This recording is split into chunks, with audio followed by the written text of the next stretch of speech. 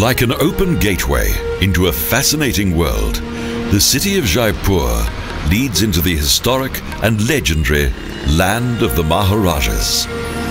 Rajasthan, named after its founder, Maharaja Jai II. Although the city has a golden past, it has adjusted well to contemporary times.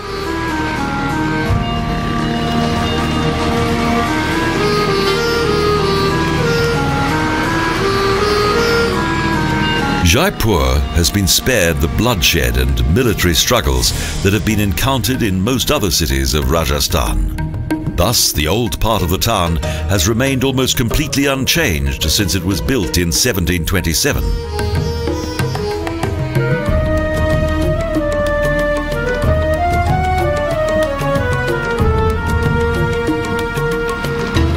Astrologers calculated the precise date of the laying of the foundation stone of the new residence and capital of Jai II. The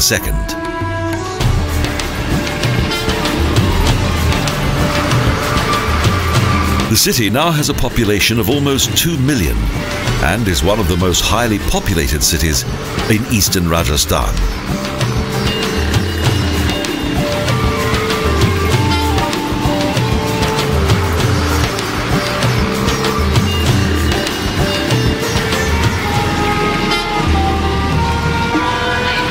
Unlike several other Indian cities, Jaipur has managed to withstand its transition into modern times without the need for a mass of unsightly concrete buildings. This has added to its appeal as a sightseeing destination.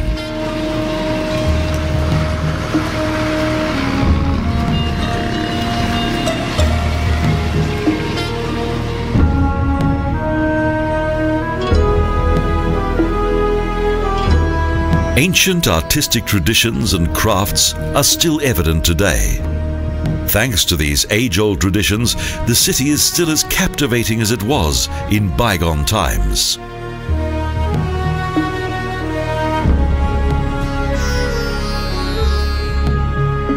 Jaipur's architecture is truly fascinating.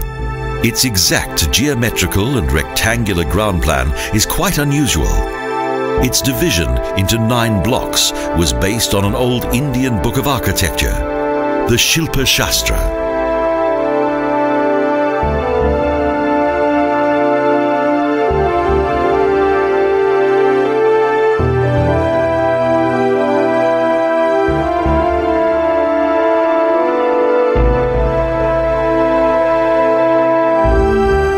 The city's architecture was not only an impressive symbol of power, but the Jaipur Palace encapsulated the religious belief and philosophy of Hinduism and the sacred mountain of Meru.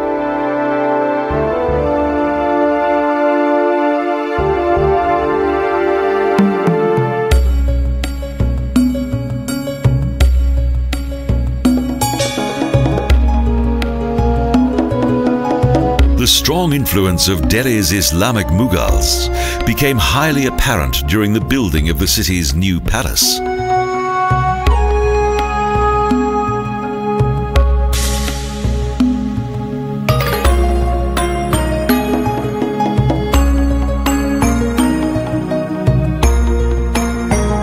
The palace is far from fortress-like, and its location could hardly be described as defensive.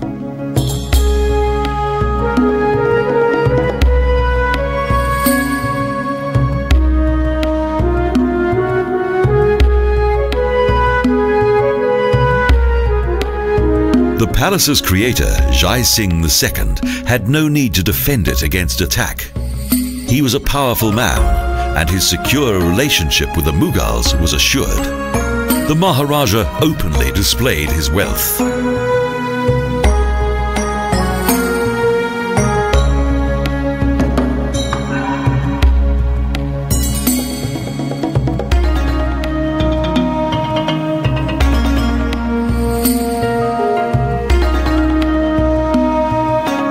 Even in his youth, Jai Singh was given an honorary title by Mughal Aurangzeb, Sawai, 1¼ times better than all the others. The extravagant lifestyle of the Maharajas of Jaipur is highlighted by the Palace of the Winds, the Jai Mahal.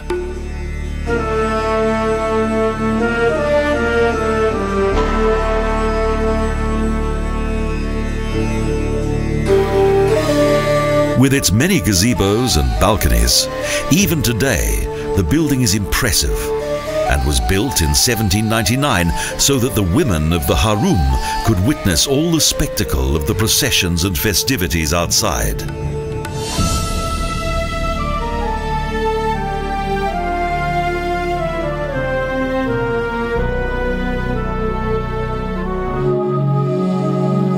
In some areas, Jaipur differs from the architecture described in the Shilpa Shastra.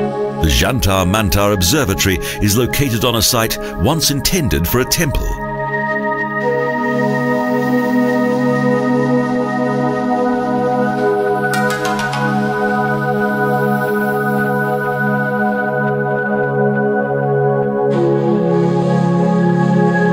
A total of 5 such open-air observatories were ordered to be built by Jai Singh II.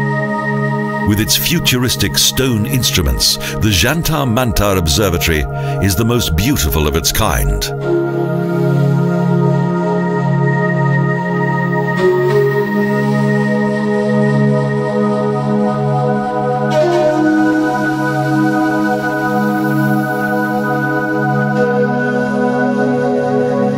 The use of these larger-than-life measuring instruments was designed to probe the stars, astrology being an important part of Indian culture.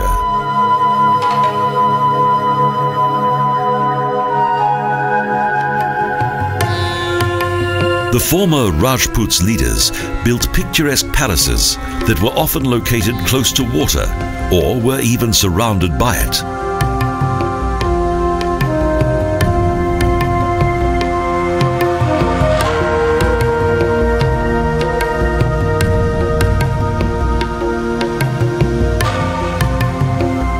The water palace of Jal Mahal on Lake Mansagar, just outside Jaipur, dates back to the 18th century and was used by the Maharajas as a hunting residence.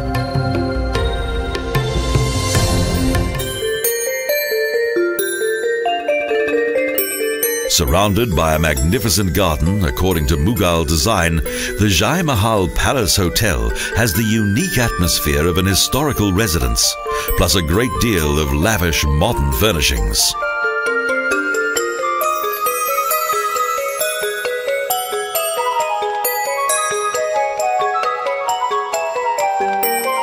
Built in 1745, it was the residence of the former Prime Minister of Jaipur, and today enchants visitors from all over the world with its nostalgic charm and unique atmosphere.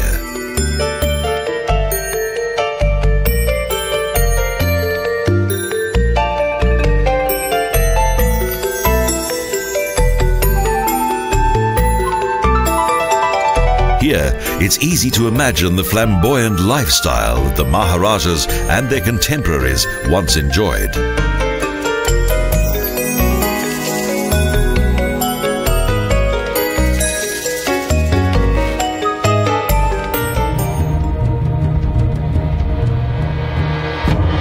Before Jaipur became the new capital of the Kachwaha's royal family under Jai Singh II, the city of Amber, and most notably Fort Amber, had for many years been an important centre of power.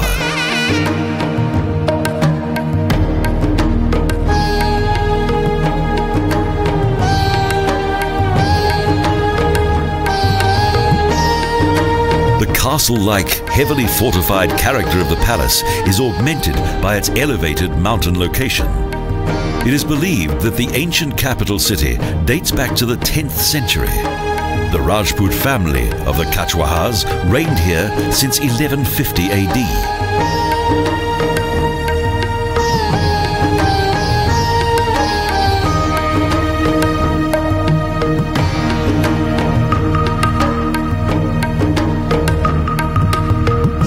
The palace's second courtyard contains an audience hall, an architectural masterpiece.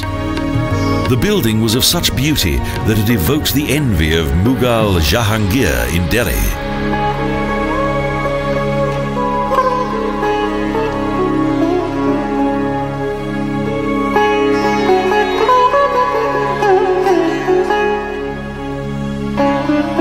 Jahangir could not countenance a building that was more beautiful and magnificent than his own. Thus, he sent a legation to Amber with the intention of having the hall destroyed.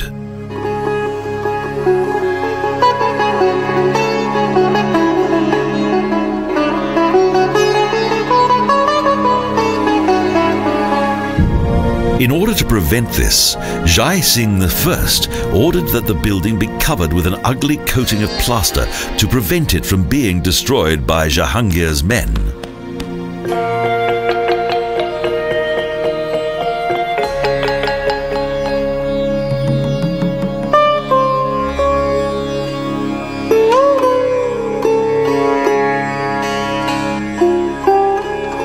Seeing nothing but an unattractive building, Jahangir's men decided not to destroy the Diwan-i-Am, a typical example of the devious skills of the Maharajahs.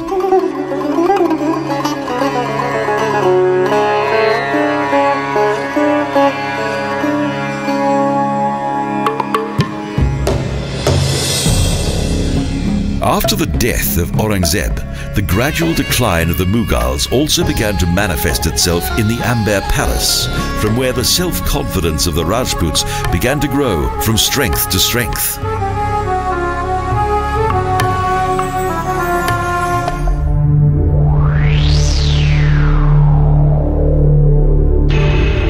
The tiny principality of Bharatpur is famous for its national treasure, the Keoladeo Ghana National Park. The park is now a popular tourist attraction.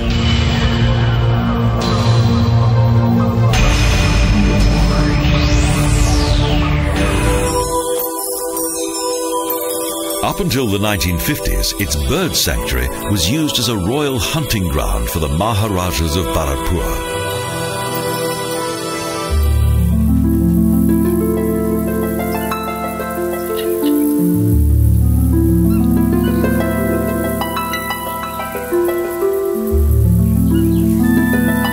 In 1956, this 30 square kilometre park was officially designated as a protected area.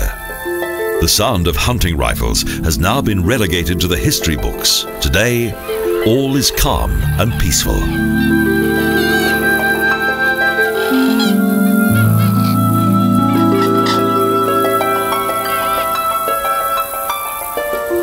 Almost 370 species of birds have been recorded in the Keoladeo Ghana National Park.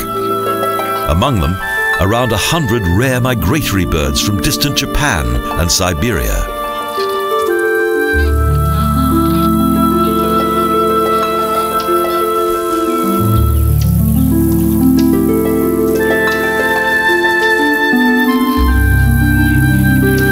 Beauty, solitude, and the tranquility of nature are in charming and relaxing contrast to the ever-present environmental pollution and hustle and bustle of Rajasthan's major cities.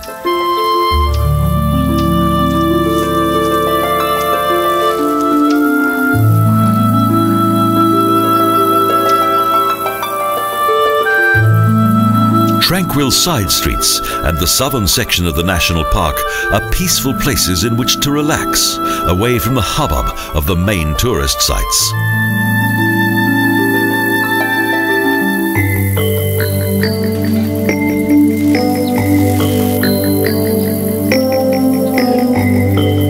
In the monsoon months, the breeding time of many bird varieties, the sky comes alive.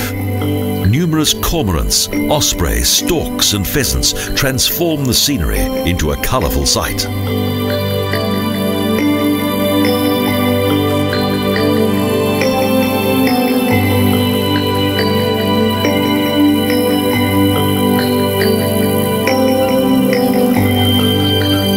The former hunting grounds of the Maharajas of Bharatpur are one of the most important bird sanctuaries in the world.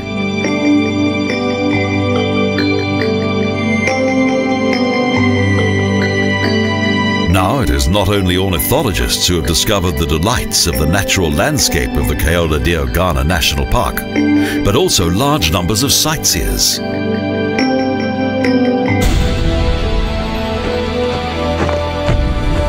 Today, various ancient caravan routes still lead through the Shekhavati mountains.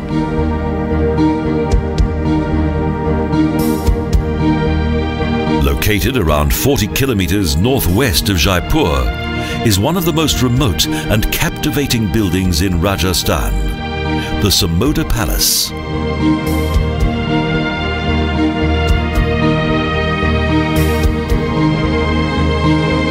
In 1987, the palace was transformed into a splendid hotel, and each year since then it has been voted as the finest and most luxurious hotel in India. Today, there are few signs of the former wealth of the city of Sikar, although it is still an important trading centre.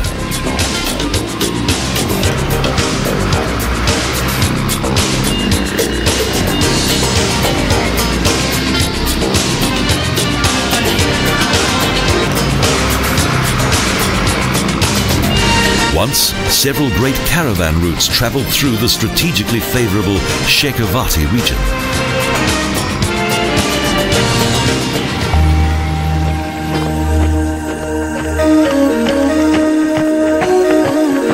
Since 1471, the desert-like area between Delhi, Bikaner and Jaipur amounted to an almost independent principality.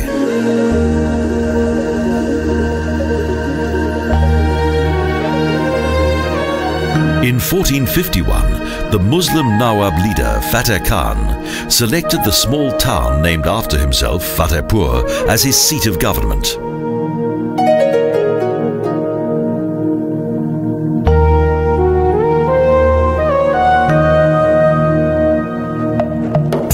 But it is not the princely residences that have influenced the architecture of this region, but the houses of its former wealthy merchants, the Havelis.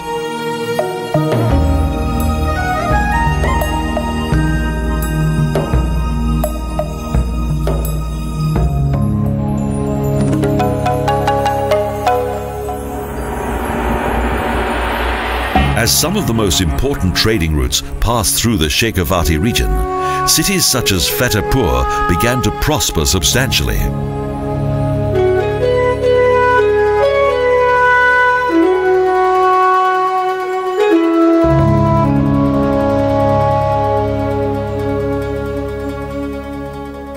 Several wealthy merchants built their houses larger and larger and with beautiful decorations that were designed to outdo those of their neighbors.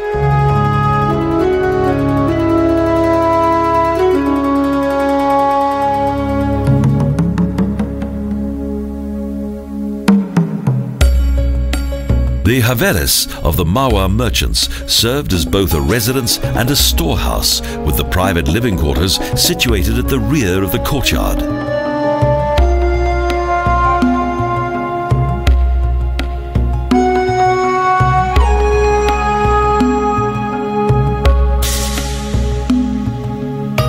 Even though Fatehpur is not one of the most attractive cities in the Shekhavati region, it is still one of the most beautiful examples of Rajput Haveli architecture.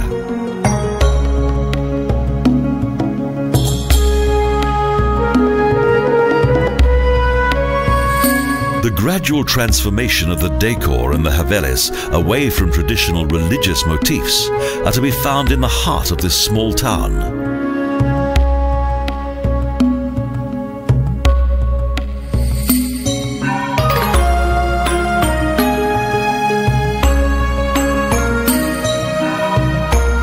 It is remarkable that so many houses have been so well preserved, especially as Fatehpur was once the scene of numerous military battles and struggles for power.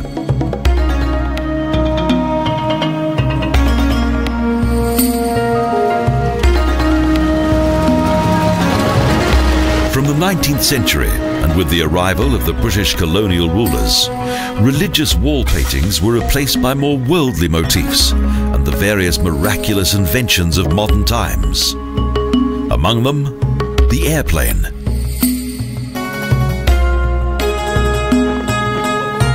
However, it was not only the excellent strategic location of the city that was the reason for the rapid economic development of the region.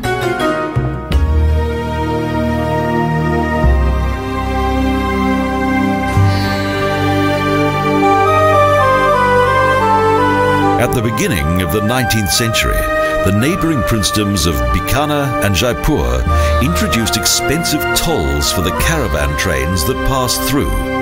Thus, the cities in the Shekhavati region became even more attractive for merchants.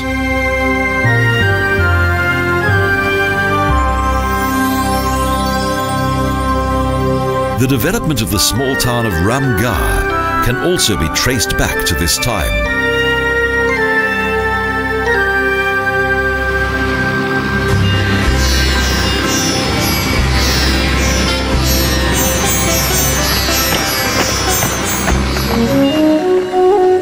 The Podas family originated in Churu, an important port of call on the former caravan route, situated around 20 kilometres from Ramgarh.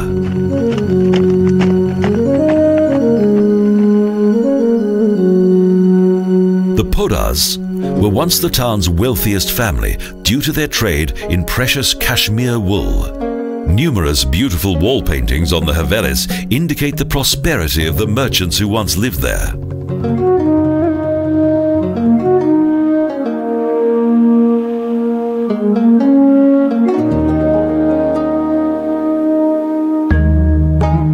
The town's flowering period came to an abrupt end when the Mughal of Churu, Shio Singh, imposed a heavy tax on the wool trade.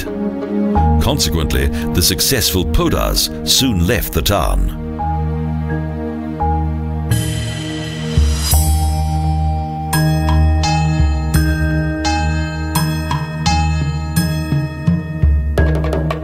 The buildings slowly began to decay. In 1813, the city was conquered by the Maharaja of Bikaner.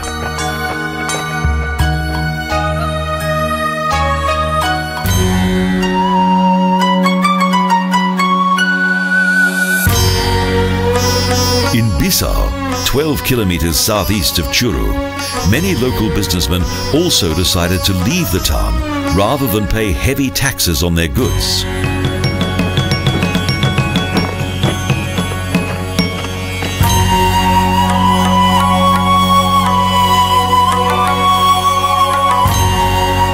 Shio Singh was thus forced to cope with the economic decline of a second city within his jurisdiction, and attempted to compensate for his financial losses by raiding the caravan trains that passed through the region.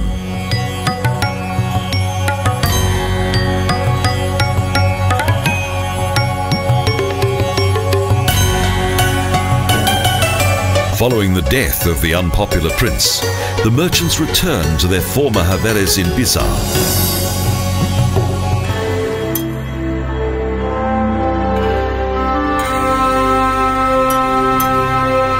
The unusual name of the district capital of the Shekhavati region, Junjunu, dates back to the influence of the Jats, an ancient tribe of farmers.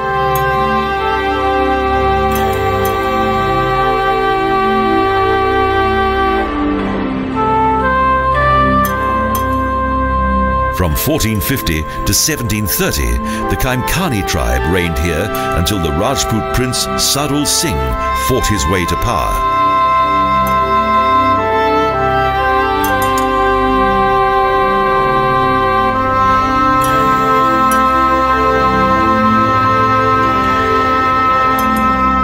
In the 19th century, British soldiers were stationed in the town in order to free the area of bandits and to protect its trade.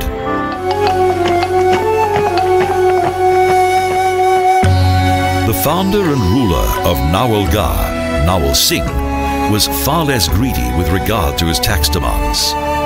Thus, several merchants and their families settled in the city and gradually accumulated great wealth.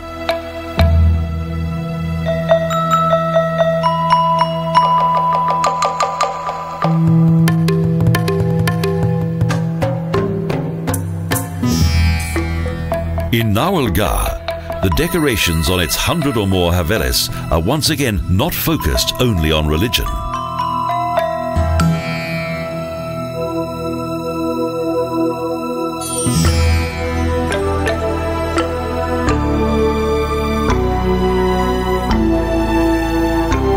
Over the years, the region's rich merchants adapted themselves to the various political changes that took place from time to time. When the British began to extend the Indian harbour cities, several enterprising Maharajahs from Shekhavati moved their businesses to the coast.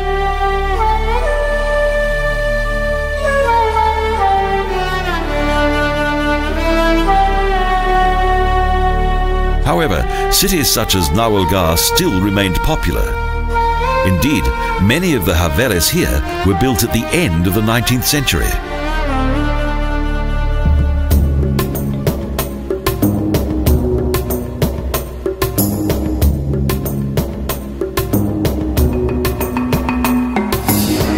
Like most other cities in Shekhavati, Mandawa was originally a small village. But due to the construction of a fortress and a city wall in 1765, the town developed into an important commercial settlement.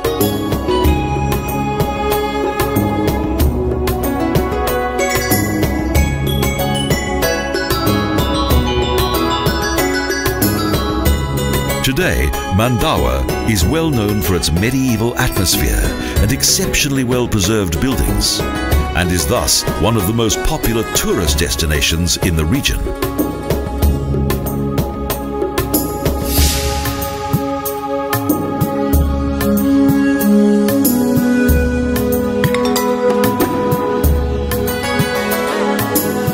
Even though most of Mandawa's business premises have been abandoned by their former inhabitants, the exquisite decorations on the havelis have survived right up to the present day.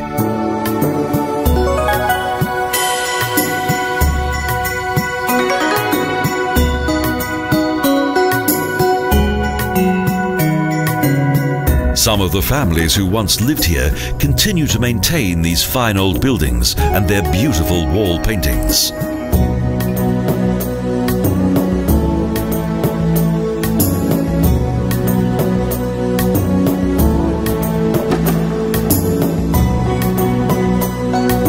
A number of buildings in Mandawa are not in such good condition, but even though they have been neglected, they're still an attractive sight.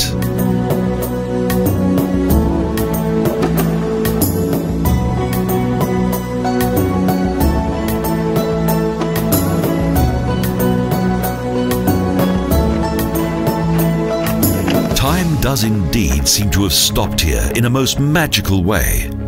It is a place full of exotic nostalgia.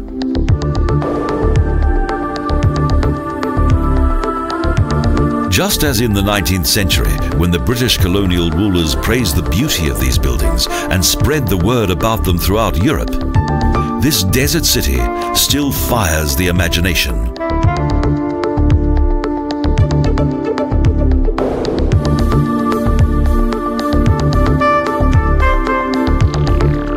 The cannon in Fort Mandawa are a reminder of less peaceful times. But today, these weapons serve only as decoration, and the fort's soldiers have now been replaced by tourists. And the fortress has been transformed into a luxurious hotel. At first glance, Dig in eastern Rajasthan seems to be a small, normal North Indian town. But it is not.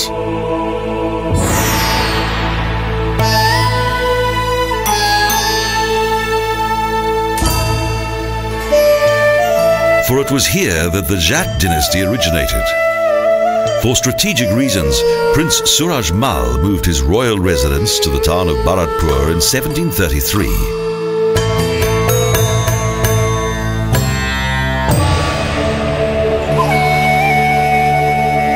Due to his love of his hometown, he ordered that a magnificent summer palace be built in Dig, a unique architectural gem.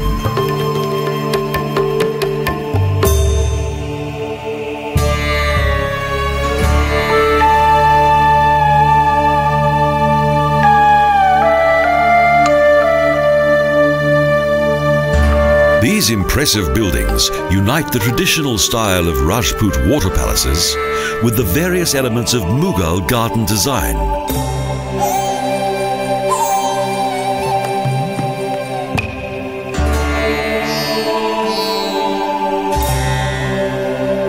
A total of 4 buildings known as Bhawans surround the garden in the center of the palace that was extended by those who succeeded Suraj Mahal.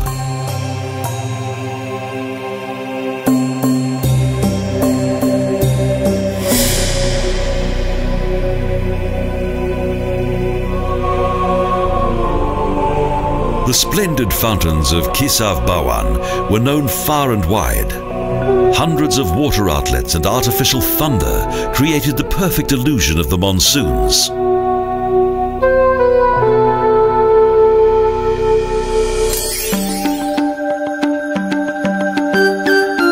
For many years, war and intrigue dominated Jodhpur, the second largest city in Rajasthan. Due to its fascinating display of light and color, it's frequently referred to as the City of Light.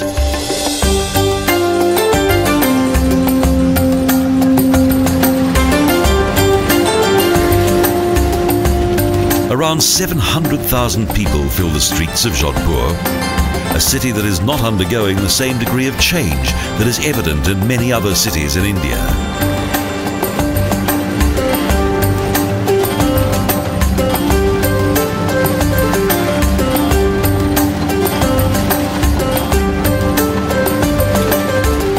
Some areas of the city have changed little in the past century. The town and its colourful traditions have proved to be a popular tourist attraction over the years.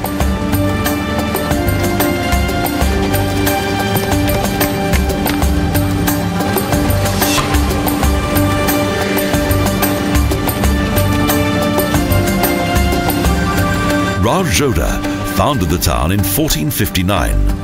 He was the leader of one of the most important aristocratic families in Rajasthan, the Rathore family. Their main home was a mighty fortress.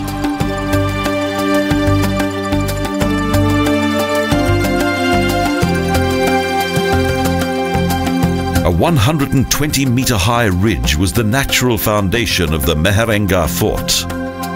It is one of the most impressive palaces of the Rajputs.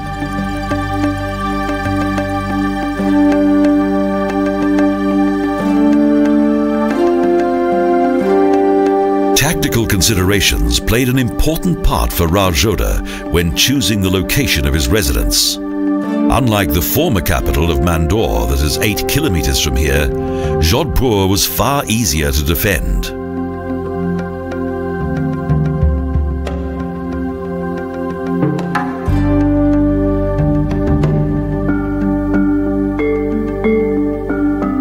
Soon, Fort Mehrangarh had become the new centre of power of the Rathore family.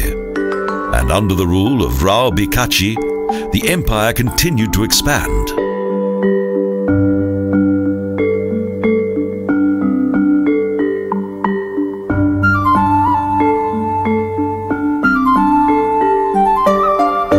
However, sometime later, the Rajput princes of Jodhpur were unable to offer any resistance to the superior forces of the first Mughal Babur.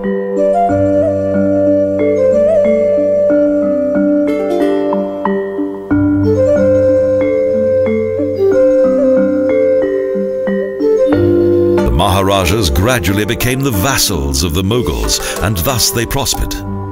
A display of fascinating elephant seats indicates the exclusive lifestyle of those bygone times.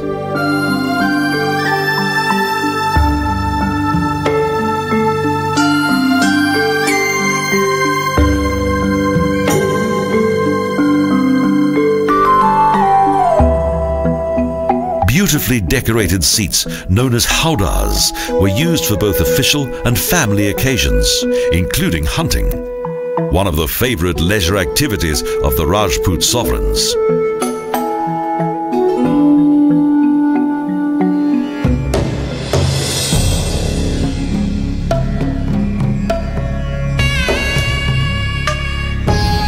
To Today, the fantastic luxury of the Maharajas of Jodhpur can still be witnessed within each room of the Mehrangarh fort.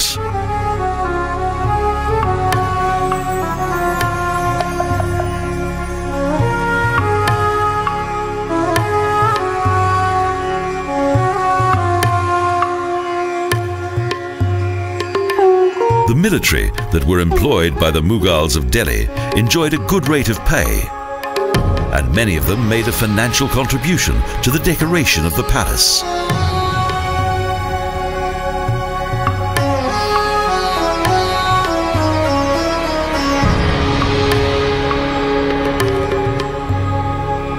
A museum provides a wonderful insight into the private living quarters of the early regents of Jodhpur.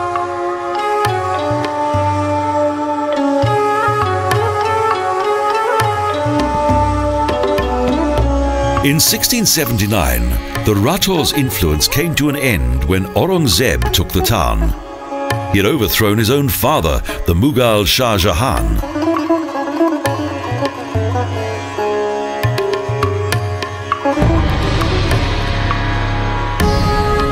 In the following 30 years of war that followed, the Rajputs allied themselves to the Sisodias of Udaipur. However, 1 year after the death of Aurangzeb, everything was returned to normal.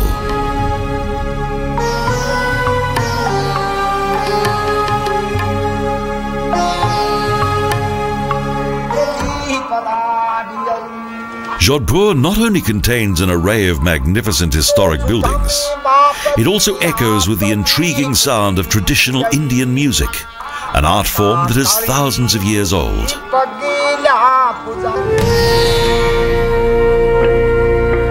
The flamboyant display of power and wealth of the Maharajas is also evident in tombs such as the Jaswantada.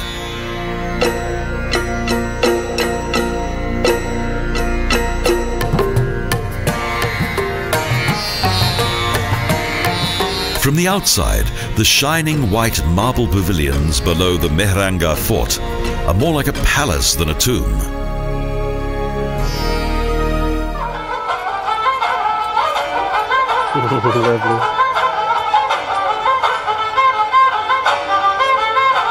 Just as with the music of India, its classical dance varies from one region to another, and the gestures of the dancers often describe a story from the life of a mythological or historical hero.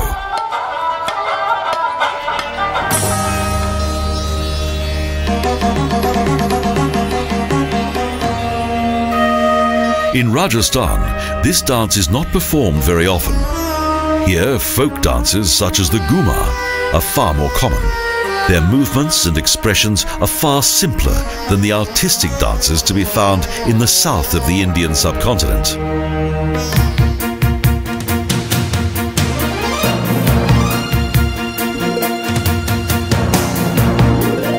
The monumental Umaid Bhawan Palace that dates back to the first half of the 20th century is a unique combination of European, Persian and Rajput architecture. It is one of the last great works of the Maharajas.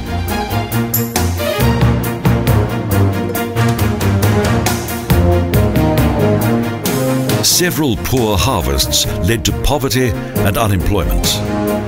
Thus, the construction of this palace provided much-needed employment for the local population.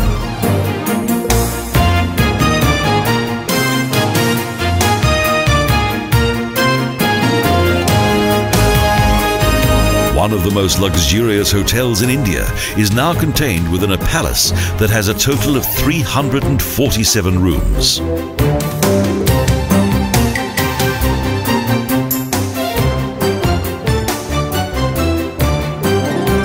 The lavish design of the hotel reflects the extravagant taste of the Rajput princes.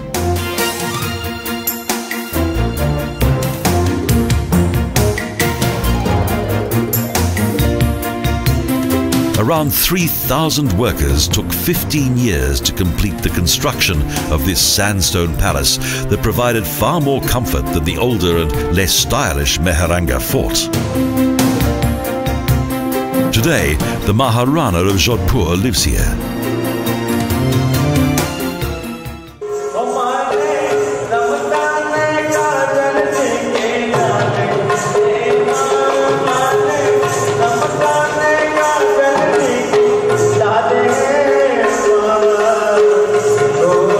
Folk dance is still common in India.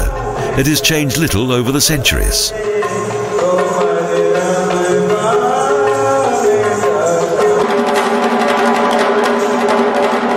Most of the dances were originally linked to cult rituals and ceremonies such as fertility and hunting, and now many of them contain a broader spectrum of ideas and have their own modern-day appeal. Rajasthan is famous for its festivals. In Jaipur, during the festival of Holi, the Dandiya is performed.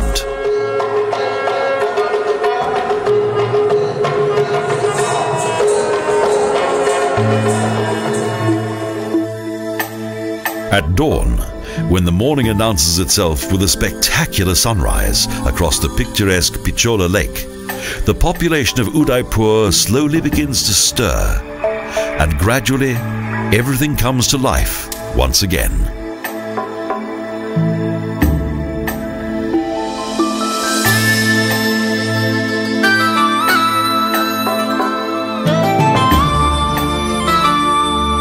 Due to its large number of historic and captivating buildings, Udaipur, that is often referred to as the Venice of the East, has become one of the most popular tourist destinations in Rajasthan.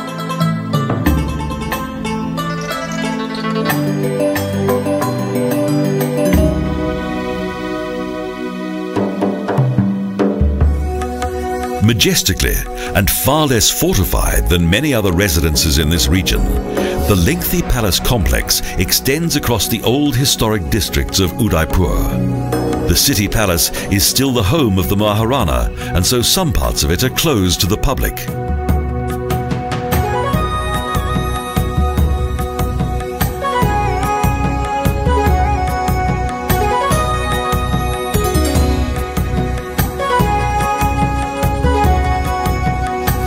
The light and airy design of the palace facades were many years in construction and therefore contain a large variety of building styles.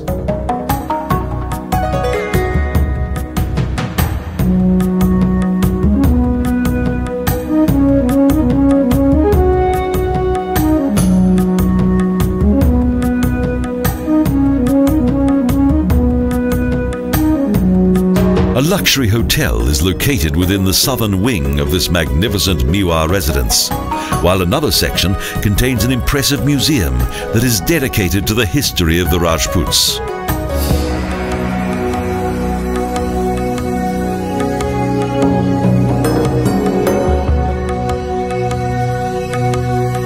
The imposition of extremely high taxes allowed those in power to spend a fortune on the decoration of the interior, using only the finest and most expensive materials.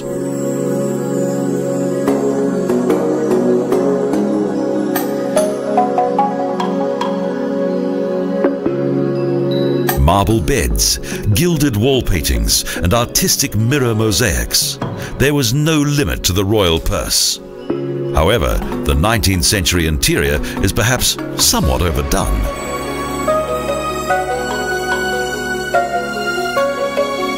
Only a few steps from the city palace is one of the most important religious monuments in Udaipur, the Jagdish Temple, a Hindu sanctuary that is dedicated to the god Vishnu.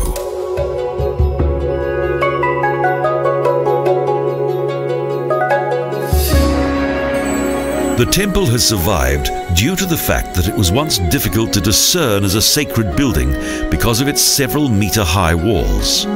Thus, the richly decorated Jagdish Temple was spared the destruction of the Mughal Aurangzeb.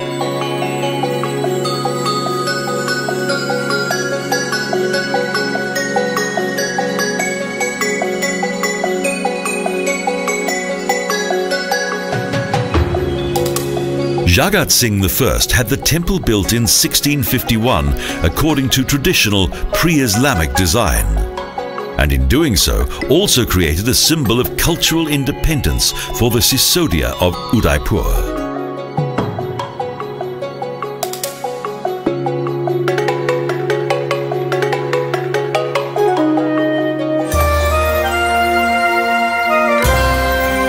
Beyond the city gates is the necropolis of this once powerful royal family. It consists of several small buildings that combine to form a large complex.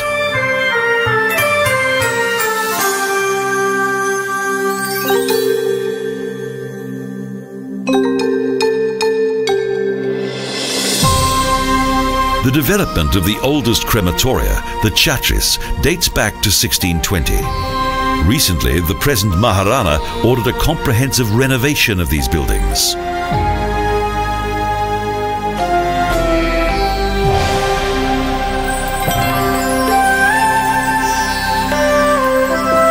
The beauty of this city has been appreciated by the film industry for many years. Movie classics such as Fritz Lang's The Tiger of Eshnapur were filmed in this beautiful park.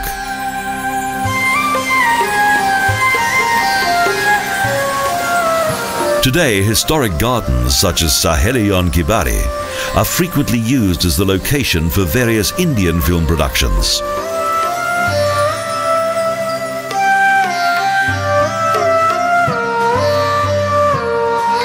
Beyond the historic city centre, 27 model houses and pavilions based upon original designs are a captivating sight.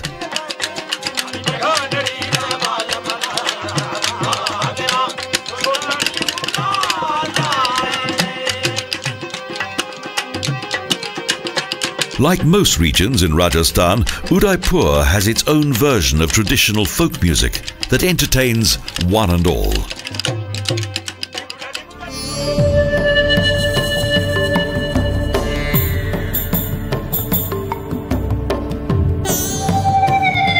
The 80-hectare Shilpgram Museum features the lifestyles and architecture of Rajasthan, Gujarat and Goa.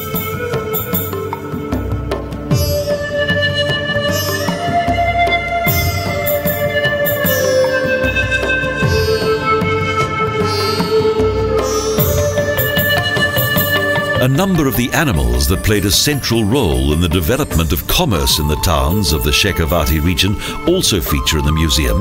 That's also known for its traditional puppet shows.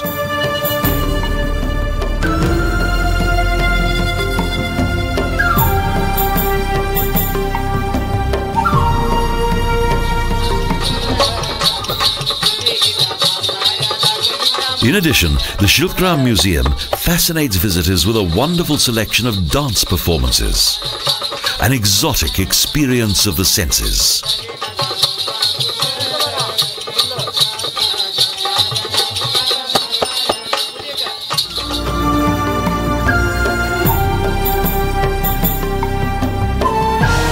An opportunity to experience the pampered life of the Maharajas.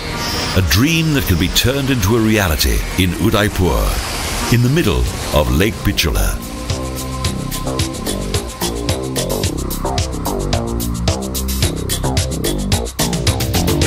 The Lake Palace Hotel is the height of luxury.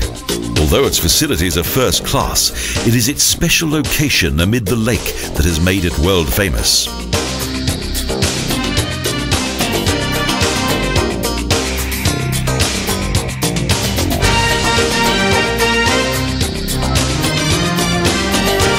The exotic beauty of this hotel has also been recognized by the film industry. In addition to many other productions, Jag Niwas Island was the location of the James Bond classic Octopussy.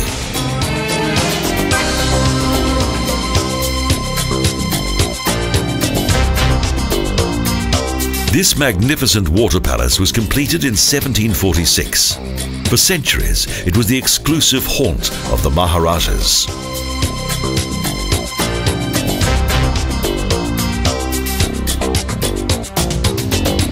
In the scorching summer months, this superb residence was a welcome retreat for the rulers of Udaipur.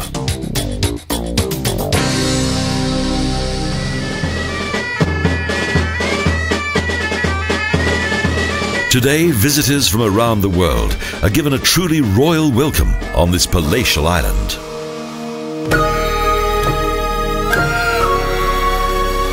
As the founder of the Jagdish Temple Palace was once a close friend of the Mughal ruler Shah Jahan, he ordered his architects and craftsmen to copy various stylistic elements from Agra and blend them into this water palace.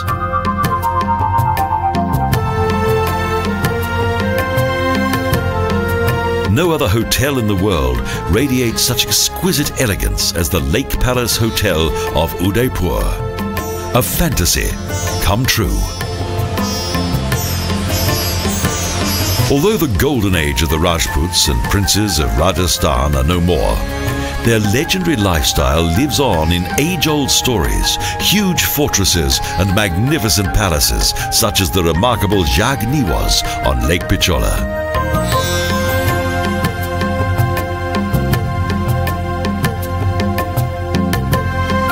And each evening, a fascinating natural spectacle of light and colour takes place. When in these fairy tale surroundings, the setting sun adds its own special magic to the historic monuments in the land of the Maharajas.